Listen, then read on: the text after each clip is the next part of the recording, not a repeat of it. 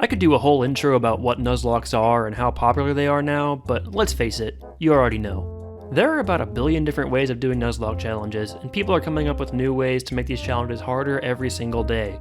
On the other hand, some people are fine just sticking to those 3 classic rules. Regardless, whether it's a silly story about your favorite YouTuber's first attempt, or Pokemon Challenge's 213th attempt at Pokemon Sacred Blaze Eternal Photonic Syncing Black and White Kaizo Omega 2, the core of it all that keeps the Nuzlocke world spinning is permadeath. Since this is a video essay, I have to pretend that you don't know what permadeath is and define it for you. So what is permadeath? Well, to answer that, and to pad out video length, I'm going to define it in the most roundabout way possible. Therefore, first we must discuss its non-permanent cousin, good old regular death. I'm sure you've all died before in a video game. Most games will punish you for it in some way. The severity of punishment for death can range from something minor like Tears of the Kingdom going boom, doo, doo, doo, doo, and telling you to get good, to something major like having to restart your run in a roguelike. Whatever the punishment though, one thing that you can always count on is that your death isn't permanent. It's just a little speed bump. You can run right back into that Bokoblin camp and throw yourself into enemies over and over, and you can jump right into another run of your favorite roguelike. This applies to Pokemon as well. A Pokemon's death in vanilla gameplay is pretty trivial. One trip to the Pokemon Center and it'll be healed right back up. All a Pokemon fainting really means is that you're one step closer to losing a battle. But even if you somehow manage to lose a fight in a vanilla Pokemon game, you can just go right back to that fight you lost and try again. This is where the concept of permadeath comes in and turns that idea on its head. Now all of a sudden, every fight is a tense series of decisions. Maybe that's because you've become attached to your Zigzagoon, Timothy. He's like a son to you, you don't want to see Timothy die. If something happened to Timothy, you'd probably hurl yourself out a window. Or maybe that's because you're trying to be the first one to beat Pokemon Sacred Blaze Eternal Photonic Syncing Black and White Kaizo Omega 2, and you don't want to lose another attempt to Lenora's Arceus, meaning that Timothy is the one getting hurled out of the window for that sweet, sweet, safe switch-in. Either way, you're fighting tooth and nail to keep your team members alive and the run going. Permadeath is the very glue that holds the Nuzlocke challenge together. It's the whole reason it can even be a challenge in the first place. Take away permadeath and the hardcore Nuzlocke rules are barely any more difficult than just playing the game normally. You can remove any other rule in a hardcore Nuzlocke and the spirit of the challenge still remains. In essence, permadeath is that Nuzlocke experience. That being said, Nuzlocke challenges are fun and all, but at the end of the day, there are only so many Pokemon games. Take away all the old, mostly obsolete ones, and then take away the bad ones, and your pickings are slimmer still. Even if you start getting into ROM hacks, 95% of those are just going to be harder remixes of the same Pokemon games you've been playing for decades. To remedy that, I've taken it upon myself to compile a list of a few non-Pokemon games that embody that Nuzlocke spirit. My goal here is to take you on the same spiritual journey that I once embarked on. A journey of discovery that it's okay to have a personality and taste beyond liking Nintendo. Exactly how closely these games adhere to all the Nuzlocke rules may vary, but the one constant is that they have the same basic goal. Lead your team to the end, all while avoiding that ever-looming threat of permadeath. Somehow the Fire Emblem returned. Okay.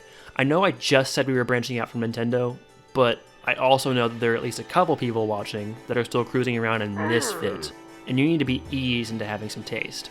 So we're just going to dip our toes in and start with Fire Emblem, because let's face it, half of all Nintendo fans hate these games anyway. Fire Emblem is the only Nintendo series that I know of that incorporates permadeath, and it's also one of Nintendo's oldest, longest-running franchises. Marth was doing Nuzlocke across Arcanea before Red and Blue even began development. For the uninitiated, Fire Emblem is a series of strategy RPGs, a kind of RPG that ditches the typical turn-based I hit you, you hit me system, in favor of a different turn-based system that plays out on a grid map. Every map is a different chapter in the story where you're given an objective that can range from defeating every enemy to seizing a specific point on the map. On player phase, each of your characters gets one turn, which ends when you either make them wait on a space or attack an enemy. Once you've moved all your characters, the enemy gets a chance to do the same thing to you. All of this with a healthy dose of RNG thrown in for good measure. And of course, often as a product of said RNG, there's our good friend Permadeath. Whisk all that together and bake it at 776 and voila, you've got yourself a Fire Emblem game. Ah, son of a bitch, I burned it. In most situations, if one of your characters dies on the battlefield, they're dead forever. That is, unless you go out of your way to restart the chapter. But that can be a huge ask given how long some chapters can drag on for.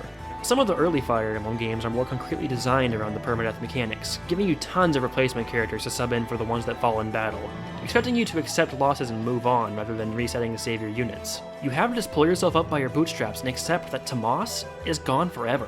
In contrast, some recent Fire Emblem games have decided to shy away from permadeath in ways, whether that's through difficulty settings that disable it entirely if you're a coward, or mechanics that allow players limited opportunities to take back their mistakes. Still, permadeath remains a core part of Fire Emblem's identity. In fact, Iron Man runs, in which you play through the game without restarting a map when a character dies, are one of the most popular ways to enjoy Fire Emblem. Honestly, the only time I don't do Iron Man runs these days is on my first playthrough of a new game when I'm testing out new mechanics. In contrast to Pokemon, Fire Emblem games are designed with challenging the player in mind. That means you usually don't have to look much further than the intended experience for some difficult gameplay. Even experienced players can still find ways to make the vanilla games difficult for themselves. I've been playing Fire Emblem for almost as long as I've been alive, and I still haven't managed to beat an Iron Man run of Fire Emblem Fates Conquest on Lunatic mode. For those of you that are less hardcore about difficulty though, there are also Fire Emblem games that are easier by their very nature, like the Sacred Stones. But any Fire Emblem game can be easy enough if you lower the difficulty to a level that you're comfortable with. One of the most interesting differences to me between an Iron Man run of Fire Emblem and a Nuzlocke run of Pokemon is actually the emotional stakes. In Pokemon, it's up to you to assign emotional significance to your team members. Whether or not you humanize your Pokemon a little bit determines whether or not you'll fight to keep your Bidoof alive or sacrifice it for a safe switch to avoid that 1% high roll crit. On the other hand, Fire Emblem does a lot of the heavy lifting for you in terms of getting you attached to your characters and making you feel bad when they die. These are characters with their own personalities, thoughts, aspirations, and relationships. You might come to like a character a lot over the course of your journey, only for them to die because the enemy got a 1% crit. While it's nice that the game does this for you, it's also a double-edged sword, because with your units in Fire Emblem being established characters, your run can end up being a lot less personal. While every Nuzlocke run can be unique due to the imagination it requires to make characters out of your Pokemon, characters are static in Fire Emblem. Whether it's your run or my run, we're going to get the same list of characters, and those characters have the same dialogue and personalities every single time, no matter how many runs you do. So when it comes to doing challenge runs in Fire Emblem versus Nuzlocke runs in Pokemon, you usually trade a bit of personal emotional investment for what I would consider to be a much more engaging gameplay experience. Here's my personal list of Fire Emblem games ranked by how good they are for doing these Iron Man runs. If you see your favorite game towards the bottom of the list, I'm not saying it's bad, it just might not work as well in this context. In fact, some of the less good games are actually really good for Iron Man runs. Really, at the end of the day, it's all about experimenting and finding out what's fun for you. And if you've never played a Fire Emblem game and a difficult run sounds intimidating to you, it's totally valid to check out these games in a more casual manner, because the stories, characters, and gameplay loop are plenty of fun in different contexts. Ah, sweet. Man-made horror is beyond my comprehension. So making the jump from Fire Emblem's more lighthearted and fun take on fantasy to, this, we have Darkest Dungeon.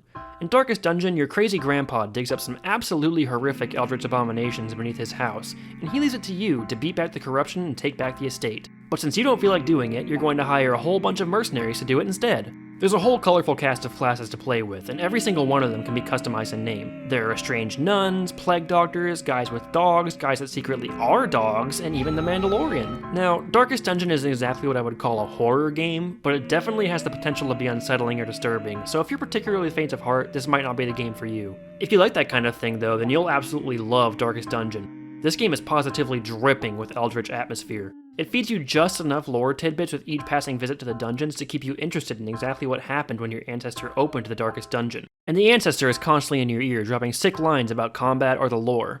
Of course, you can't talk about this game's atmosphere without mentioning the monster designs. The monster designs are each uniquely unsettling and creepy, and they're all scary in more ways than just aesthetically. Being that I'm talking about it in this video, Darkest Dungeon, of course, features permadeath, and if you don't know what you're doing, you will experience said permanent deaths often. As you recruit mercenaries and send them into the dungeons, you'll encounter abominations of all shapes and sizes looking to kill your characters, whether that's through physical damage or psychological torment. That's right, in Darkest Dungeon, you have more responsibilities than just keeping your characters from getting hacked to pieces. You also have to keep them from having a meltdown, as if they get stressed out enough they might just go through a crisis and say, you know what, heart attack, and die instantly. You can actually pinpoint the second when his heart rips in half. And now. All the while, you, the player, are also taking psychological damage because this game is hard as shit. The turn-based combat in Darkest Dungeon is based on your character's positions in your party. Every class has different skills that can only be used in certain ranks. This also applies to the enemies' formations. Combat basically boils down to killing the enemies while giving them as few actions as possible. That can mean raw damage, disruption of enemy formation, or even just straight up denial of enemy turns. When one of your characters gets knocked down to 0 HP, rather than dying instantly, they're put into a state called Death's Door, where any subsequent hits have a chance to permanently kill your character. That might sound lenient, but believe me, it's entirely warranted. Without this leniency, the game would be soul-crushingly difficult. Couple all of this during fights with trying to keep your supply of food, torches, and other items from depleting, and things can get out of hand really quickly. Darkest Dungeon is a fantastic game for that Nuzlocke experience, because along the way, you definitely get attached to your MVPs. It takes a lot of investment to turn the broken men and women that come in on the stagecoach into dungeon veterans. So even if you don't find yourself emotionally attached, you'll still want to do everything in your power to keep your characters alive. Watching your best healer or your #1 frontline tank die because you made one wrong decision is absolutely soul-crushing. Thanks to the game's challenging difficulty and of course, a healthy serving of RNG, you're constantly put in tough situations that feel really rewarding to get out of. The game definitely has a steep learning curve, and it's not particularly forgiving of mistakes, but if you're willing to put in the time, I would definitely recommend it. Darkest Dungeon is available on every single modern platform for relatively cheap, so next time you're perusing for a new game, maybe give it a shot. We're stuck on a whole different planet. What better way is there to cleanse our palate after some eldritch horror than a little bit of cozy, safe sci-fi colony building? Oh no. RimWorld is my absolute favorite indie game of all time, and definitely within my top 5 games, period. Every year I go through what I call the RimWorld cycle, where at some point I'll get an itch to play, just a little RimWorld, just a few hours at most, just a little bit of relaxation, and I've played 100 hours this month. Then after a couple months of playing it obsessively, I finally pull myself out and tell myself, well, I'm never doing that again. 6 months later, I do exactly that again. And just as the sun rises and sets, the cycle repeats. There are a lot of ways to start a game of RimWorld, but your average game will start with you picking 3 characters out of a pool of 8, who will be the survivors of a catastrophic spaceship accident over a remote planet on the Outer Rim. Unless you have a mod for it, you don't get to create your characters. You're just dealt a hand from the game, and you have to play with what you get. Your goal is simple: survive. Oh, and I guess also build a colony, protect yourself from raiders, harvest organs, carry out dark rituals, recruit new colonists, build a spaceship, evade packs of ravenous space beavers, and eventually escape the planet. This game is a bit of a departure from the other games I've talked about in this video, as Pokemon, Fire Emblem, and Darkest Dungeon are all RPGs, while RimWorld is a colony building simulation game. You don't have direct control over exactly what your characters do for the most part, you just direct them to complete certain tasks. All of your colonists will have different skill levels and different things, as well as different traits, be they positive or negative, that will influence how they behave. Some pawns might get great construction and mining skills, but refuse to fight altogether. Some pawns might have great combat stats to help defend your base, but they're not good for much else aside from maybe hauling rocks back and forth. You might even get someone who's good at just about everything, but he's extremely neurotic, sets fires for fun, and he might just snap and go strangle your other colonists in their sleep. Deciding whether or not to bring on a new colonist is a constant calculus of deciding what they bring to the table, what risks are involved in having them there, and if your colony can even afford to support another person. As you're building your base out, you'll constantly be bombarded by random events, the frequency and severity of which depend on the storyteller settings you pick at the beginning. You could get lucky and have a bunch of wool parkas fall out of the sky right next to your base just in time for winter. Alternatively, toxic waste could start falling from the sky for 2 whole months, essentially forcing you to keep your colonists inside all day, every day, unless you want to give them cancer. But then you don't have food for winter because your colonists can't be outside farming, so they all just starve to death anyway. Awesome! And if the planet actively trying to kill you wasn't bad enough, just wait until the raids get thrown into the mix. You aren't alone on this planet, and whether it's primitive tribalists that have been here for millennia or technologically advanced space pirates, a lot of people want you dead. Rival settlements will send groups of raiders to destroy your colony, kill its inhabitants, and steal your stuff. As you gain more resources and population, the intensity of these raids continues to increase. It's your colonists' job to defend their home or die trying. Combat in RimWorld is extremely simplistic. It basically boils down to having your colonists stand behind cover and crossing your fingers that their aim is good enough to kill the enemies before they kill you. It is an extremely elegant simplicity though. A lot of your chances of success in battle come down to how well you built your base to stand up against attacks in the first place, before the enemies ever even showed up. You can have fortified positions that make it easy for your pawns to pick off enemies while remaining relatively safe. You can set traps and turrets to make sure that your pawns have to face as little actual combat as possible, or you could just breed 215 rats and put them in a 1x1 area blocking raiders' entry into the base. Seeing your colonists die in RimWorld never feels good, especially if they're particularly skilled or they were an important part of what kept your colony going. RimWorld is a very unforgiving game by design, and permadeath is an important part of that identity, but that's because RimWorld exists to be a canvas through which you create your own stories and watch them unfold. By the game's own admission, a lost colony isn't a failure per se. It's a dramatic tale of loss and tragedy. You didn't lose because you're bad at video games and you failed the skill test, you lost because it's how your story played out. In that way, I actually think RimWorld embodies that classic Nuzlocke spirit even more than the majority of today's Pokemon Nuzlocke challenges. It reminds you of the days when Nuzlocks were more about using your imagination and experiencing a story through gameplay, rather than just beating a hard game with a hard set of rules, kind of like what we discussed in my last video. RimWorld doesn't leave it all to your imagination though. There's so much flavor text detailing the lore for the galaxy the game takes place in, and that serves as a perfect basis for all of your space cowboy fantasies. Beyond talking about how this game relates to Pokemon Nuzlocke, I'm going to keep shilling for it for a minute because I really do love this game. Every playthrough is totally unique, and the game is near infinitely replayable with all the crazy rules and goals you can make up for yourself. It doesn't even need to be self-imposed. The game has an integrated framework to make runs with any concrete rules that you want. That can be banning certain items or strategies, or even something more arbitrary like deciding that in 185 days a super weapon is going to destroy the whole planet. This is compounded further by the expansion packs, which all add crazy amounts of depth to a game that's already full to bursting with content. And that's even without mentioning the huge modding community, which essentially gives you access to even more bite-sized free expansions for free. Moral of the story is, if you're into Nuzlocke challenges and you have a half-decent computer, give RimWorld a try. You definitely won't regret it. Hey, just wondering if you got your photos printed? Logos minted? What? Moving on to a game where if you lose, it is because you need to just get good, let's talk about XCOM, baby. As much of a hardcore Nintendo boy as I am at heart, I think I would have to say that XCOM Enemy Unknown is actually my favorite game of all time. XCOM 2 is probably the better game, but my heart belongs to Enemy Unknown, and I also think it's the best place to start. It's the perfect blend of difficult tactical battles, overarching resource management, grand strategy, fun customizability, and of course, RNG bullshit. In XCOM Enemy Unknown, you assume the role of commander of the XCOM project, a multinational organization with one purpose: to eliminate any extraterrestrial threats that Earth may face. Luckily for you, there so happen to be a lot of extraterrestrials fucking around, and it's your job to help them find out. They have the technological advantage, so it's up to you to outmaneuver and defeat them in tactical combat, all while working on your long-term strategy to defeat them for good. Half of XCOM takes place on the battlefield, in turn-based tactical combat. You deploy a squad of 4 to 6 soldiers to take on a group of aliens and stop them from completing their mission. Whether that's an abduction, actual terrorism, or you know what, it's actually mostly just terrorism. There's no calculator for XCOM, no way to look up missions before you do them and guarantee your victory like you can do for a Pokemon battle. No amount of prep and theory crafting can guarantee your safety in every eventuality. Combat is dynamic and ever-changing, and your success all comes down to how well you can think on your feet as the situation evolves.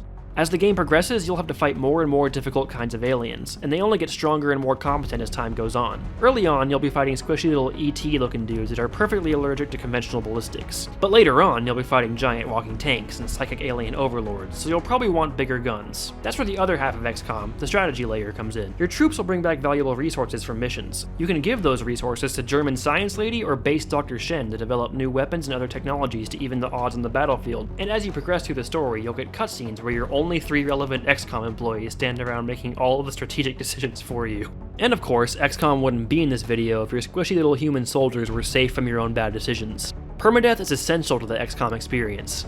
As your troops go out on missions and kill enemies, they'll level up to improve their stats like aim, movement, and will. They also gain new abilities that make them far more capable and flexible on the battlefield. You can take a shiny new rookie and turn them into an alien-killing machine over the course of a playthrough. Unfortunately, no matter how strong they get, they'll never be invincible. And if you make the wrong call in the heat of the moment, your best troop could go down in an instant. And unlike something like Fire Emblem, you don't have the luxury of deciding whether to reset the mission to save your troop. The game autosaves after every single action, permanently deleting your previous save. Your decisions are final. This is made even worse by the fact that your troops are all customizable, from their names to their appearance and voice. It hurts enough when you lose one of your most important assets. It hurts even more when said asset is your best friend. In contrast to what I said about RimWorld, I would actually recommend this game more to fans of the hardcore side of Nuzlocke. If you're the kind of person who loves throwing yourself at Emerald Kaizo over and over again, you'll have an absolute blast playing the Long War mod after you've had some experience with XCOM under your belt. That's not to say I don't recommend XCOM to more casual players though, because it's certainly still a fun gameplay loop even on the lower difficulties. But if you love a good challenge, you don't have to look any further than XCOM Enemy Unknown.